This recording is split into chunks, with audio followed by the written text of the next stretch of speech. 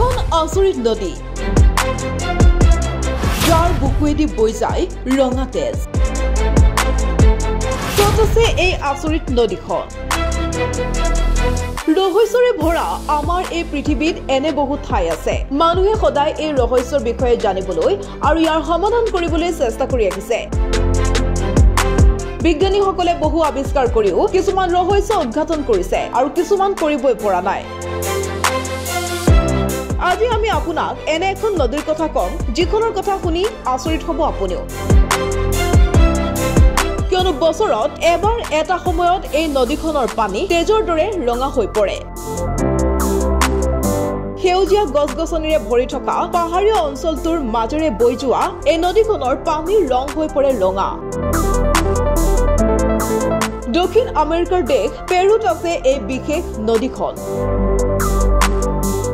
প্ৰতি বছৰে বৰ্ষাকালত এই নদীখন তেজৰ দৰে ৰঙা হৈ পৰে প্ৰতি বছৰে এই নদীখন চাবলৈ যায় বহু পৰ্যটক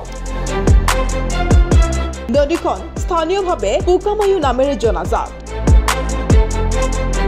দৰাচলতে এই নদীখন য'ত অৱস্থিত সেই ঠাই খনিজ পদাৰ্থৰে সমৃদ্ধ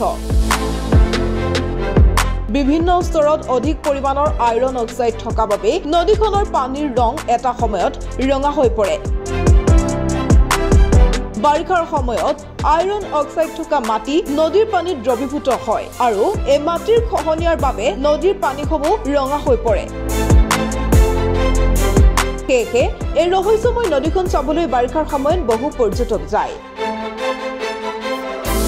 নদীখনৰ নামৰ বৈশিষ্ট্য হৈছে পুকা মানে ৰঙা আৰু মায়ুৰ অৰ্থ হৈছে নদী সেউজীয়া অৰণ্যৰ মাজত এই ৰঙা নদীয়ে পৰ্যটকসকলক খুবেই আকৰ্ষিত কৰে এই নদীখনৰ উৎপত্তিও হৈছে ৰামধেনু উপত্যকাৰ পৰা নিউজ ডেস্ক প্ৰতিবিম্ব লাইভ